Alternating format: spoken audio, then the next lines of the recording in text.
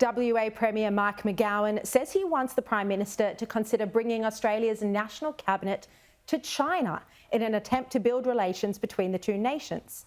McGowan's trip to Beijing has attracted Australia-wide coverage after he was caught on camera bagging Shadow Defence Minister Andrew Hastie. In case you missed it, here are those comments. The other Western Australian who was senior was Hastie. He swallowed some sort of, cold water, peeled the back end when he was born, and he couldn't get his mind set out of it.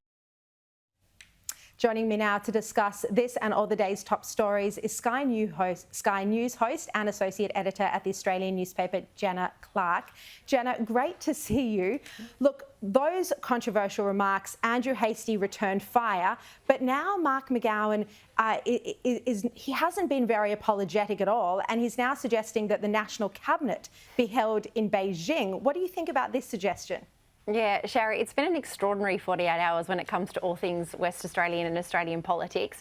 And look, as someone that has an incredibly big mouth and has to pull my foot out of it regularly, I kind of sympathise a little bit with the Premier of WA here for making those comments. But it wasn't like it was in private. There was a TV camera right in his face when he said these words. And I think I kind of agree with Andrew Hastie here. You shouldn't really be bagging anyone from Australia when you're overseas, especially in China. And even the fact that he thought he was having a private conversation, because that's how his officers tried to spin it today. It doesn't stack up in China, where you'd be hard-pressed to even have a private conversation in your very own hotel room. So absolutely. I think it's all politicians are urged to leave their mobile phones in Australia when they travel to China, because the eavesdropping, the spying, the cybersecurity concerns are so great. Absolutely. So I think it's been fascinating to sort of watch this unfold. I know he's only travelling with a media pack of about one over there. So, that poor journo sort of can't keep up with all of the news that is surrounding Mr McGowan. But also, I think a lot of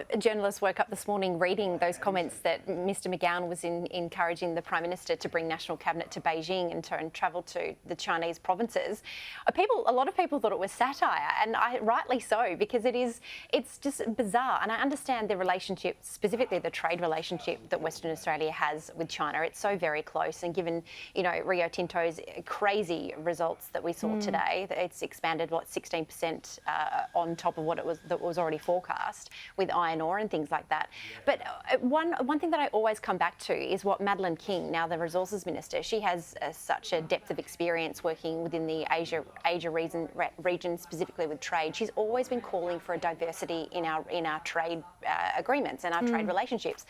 India was a perfect example of that. Japan, we need to be reaching out to those places, because it's not just going to happen overnight. It's like a 15, 20-year type of relationship you have to develop. So I think Mr McGowan's short-sighted to say that we have to, curtail to China once again, when we all should be going, yeah, but why are we spending, they're so close, we're so close to them and we really value them. Why are we spending $300 billion on a new defence mechanism to basically combat their push into our region? Yeah, no, it's fascinating. I mean, the one lesson you'd think that all politicians would have learnt from the pandemic and how our supply chains were so greatly affected is the need to diversify our business interests and investment to other areas in the region, not just Beijing, but we've got these premiers, Mark McGowan and Daniel Andrews, really wanting to return to Beijing for funding, for money problems. And the other point I was going to make, Jenna, is, we worry about national security from China, taking national cabinet to Beijing, trying to have your most sensitive decisions that the top politicians are making,